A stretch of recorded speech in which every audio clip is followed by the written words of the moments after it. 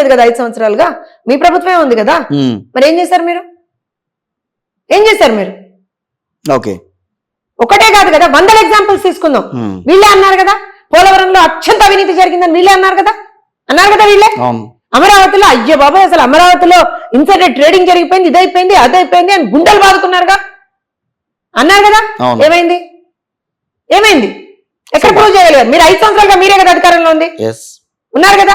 Skill development అని ఒకటి తీసుకొచ్చారు. ఏదో అటు ఇటు కింద మీద పడి అసలు పాపం నిజంగా జగన్మోహన్ రెడ్డి అంటే నాకైతే ఆ రోజు జాలేసిందండి. ఎందుకు?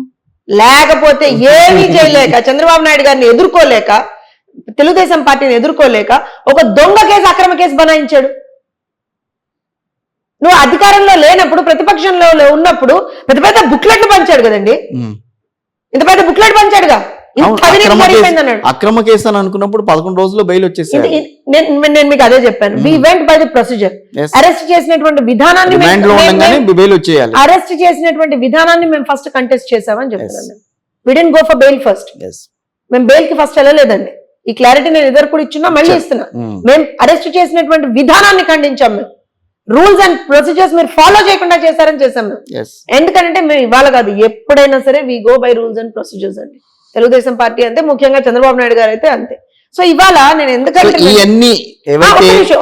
ఏవైతే మైనస్లు ఏవైతే ఉన్నాయో అవన్నీ కూడా మహిళలు ఆలోచించే తెలుగుదేశం పార్టీకి ఓటు వేశారు అంతే అని చెప్పి జ్యోత్స్న గారు చెప్పేస్తారు ఈ రోజు. గట్టిగా చెప్తున్నారు. సో దానికి సంబంధించి ఆలోచిస్తే మమ్మల్ని గెలిపించేదే రేపు పొద్దున మహిళలు, అది కూడా రాసి పెట్టుకోండి మీరు. యువత మహిళలు, నేను మళ్ళీ చెప్తున్నా, వైఎస్ఆర్ కాంగ్రెస్ పార్టీ చేతిలో మోసం చేయబడి బాధింపబడినటువంటి 2 వర్గాలు, యువత, మహిళలు. యువత అంటే ఒప్పుకుంటున్నా నేను, అదే యువత అంటే మీరు ఒప్పుకుంటా నేను. ఎందుకంటే జాబ్ క్యాలెండర్ అని అన్నారు, అభివృద్ధి లేదని అన్నారు, పరిశ్రమలు రాలేదన్నారు, ఇవన్నిటికీ ఓకే ఒప్పుకుంటా.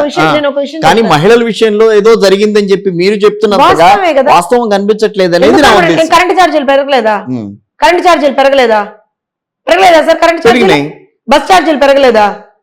నిత్యావసర వస్తువుల ధరలు పెరగలేదా? అది ఎవరు సార్ మేనేజ్? పెట్రోల్ పెరిగితేనేమో అది పెట్రోల్ పెరిగింది కూడా రాష్ట్ర ప్రభుత్వ బాధ్యత అంటారు, గ్యాస్ రేట్ పెరిగితే రాష్ట్ర ప్రభుత్వ బాధ్యత అన్ని.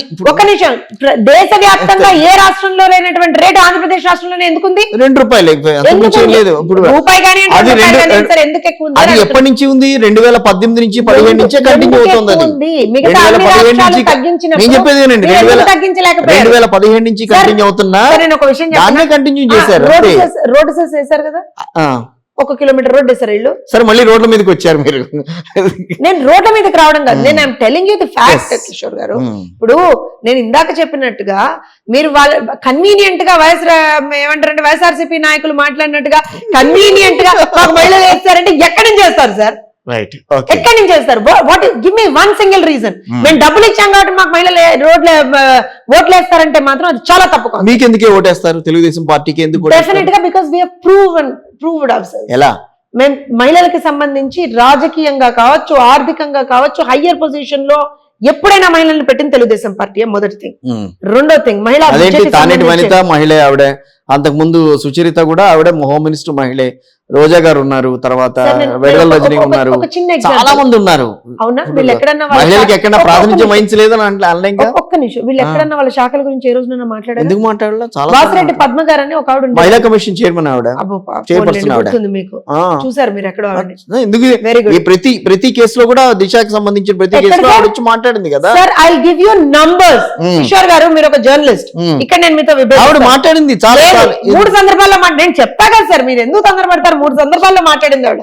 ఒకటి, విజయవాడలో ఒక హాస్పిటల్లో జరిగినటువంటి గ్యాంగ్ రేప్ కి సంబంధించినటువంటి అంశం మీద చంద్రబాబు నాయుడు గారు ఆ రోజున ఆ అభాగ్యురాల్ని పరామర్శించడానికి వెళ్తూ ఉంటే చంద్రబాబు నాయుడు గారికి సమన్స్ ఇష్యూ చేసింది ఆవిడ.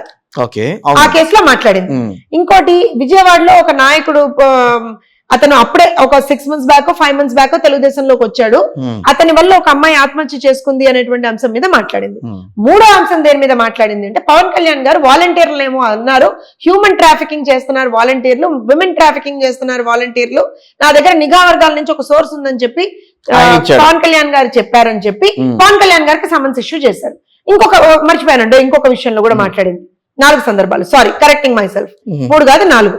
ఆ ఇంకొక సందర్భంలో ఏంటంటే భారతీ రెడ్డి గారిని ఎవరో ఏదో అన్నారని చెప్పి వాళ్ళ మీద కేసులు బుక్ చేసింది. సార్ ప్రతిసారి మీడియా ముందుకు వచ్చి ఇది జరిగింది అది జరిగిందని మహిళా commission complete my self Kishore గారు. మీకు నన్నపనేని రాజ్ కుమార్ గారు తెలుసు కదా, నన్నపనేని రాజ్ కుమార్ గారు తెలుసు. ఎందుకు తెలీదు? మా ప్రభుత్వంలో ఆవిడ మహిళా కమిషన్ చైర్పర్సన్ గా ఉన్నారు కదా.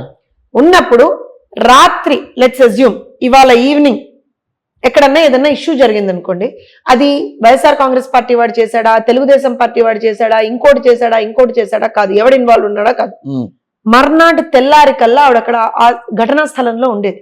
You have to accept this Kishore. ఇవాళ రాత్రి ఘటన జరిగినా సరే అర్ధరాత్రి పూటైనా ఆవిడ ట్రావెల్ చేసుకుంటూ ఎంత దూరం అయినా సరే వెళ్ళి మర్నాడు పొద్దున బాధితురాల దగ్గర లేదా బాధితురాల కుటుంబీకుల దగ్గర ఆవిడ ఉండేది. Show me a single instance except for the 1 or 2 instances I have talked. ఇంకొక విషయం, ఎన్నో సందర్భాల్లో తెలుగుదేశం పార్టీ శ్రేణులుగా మహిళా నాయకురాలుగా చాలా మంది మా కార్యకర్తల మీద కావచ్చు, మా నాయకురాల మీద కావచ్చు ఎన్నో దాడులు జరిగాయి. ఎన్నోసార్లు మేము రిప్రజెంటేషన్స్ ఇవ్వడానికి ట్రై చేసాం కూడా. They didn't even take the representations. మహిళా కమిషన్ అనేటువంటిది ఎప్పుడు కూడా ఒక పార్టీకి తొత్తులో పనిచేయకూడదు. అయ్యుండొచ్చు తను ఒక మహిళా నాయకురాలు ఫ్రమ్ దట్ పర్టికులర్ పార్టీ అయ్యుండొచ్చు, కానీ ఇవన్నీ కూడా ఇండిపెండెంట్ బాడీస్. మీకు తెలియదే ఉందండి, స్వయం ప్రతిపత్తి కలిగినటువంటి సంస్థలు ఇవన్నీ. ఎలా అయితే ఒక governor has to be very neutral, మనకి ఎంత ఏ పార్టీ మీద ఏ అఫిలియేషన్ ఉన్నా సరే you have to be neutral. అలానే ఈ కమిషన్ చైర్పర్సన్స్ అందరూ కూడా ఎస్సీ కమిషన్ అయినా, ఎస్టీ కమిషన్ అయినా, బీసీ కమిషన్ అయినా, ఈవెన్ మన మహిళా కమిషన్ అయినా, ఏవైనా సరే these are all independent bodies sir, more or less గా. So you have to maintain that neutrality. అది ఎక్కడ మెయింటైన్ అవ్వలేదు. సో నేను ఇది ఎందుకు అండ్ ఆల్సో ఇంకా పోనీ జోష్ణ గారు ఇవన్నీ వద్దండి, రాజకీయంగా మాట్లాడుతున్నారంటే మహిళా కమిషన్ ప్రతి సంవత్సరం గవర్నమెంట్ కి ఒక రిపోర్ట్ ఇవ్వాలండి. మీకు తెలిసిందే కదా, తెలుసు. ఉమ్మడి ఆంధ్రప్రదేశ్ లో చూడలేదా మనం ఇవన్నీ?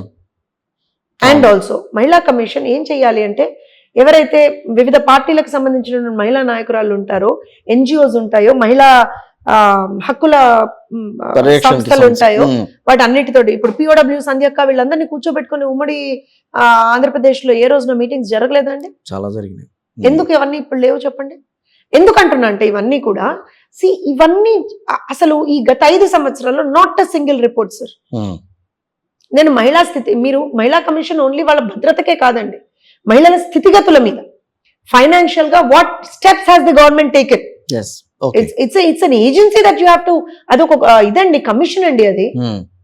So you are answerable, even if you are the chief minister, you are answerable. Central మన నేషనల్ కమిషన్ కూడా వీళ్ళు రిపోర్ట్ ఇవ్వాలి కదా. ఎందుకంటే నేను వెళ్ళాను నేషనల్ కమిషన్ కి, మా టీం వెళ్ళింది, డెలిగేషన్ వెళ్ళాము. ఎప్పుడు ఎంపీ మాధవ్ కేసులో వెళ్ళాము. వెళ్ళినప్పుడు కూడా అప్పుడు ఐ థింక్ రేఖా శర్మ గారు అనుకుంటాను మహిళా కమిషన్ చైర్పర్సన్, నేషనల్ महिला कमीशन चेयरपर्सन, तन ओपन గా చెప్పారు, हमको तो कुछ भी नहीं मिलता वहां से, कोई भी रिपोर्ट नहीं मिला అన్నారు.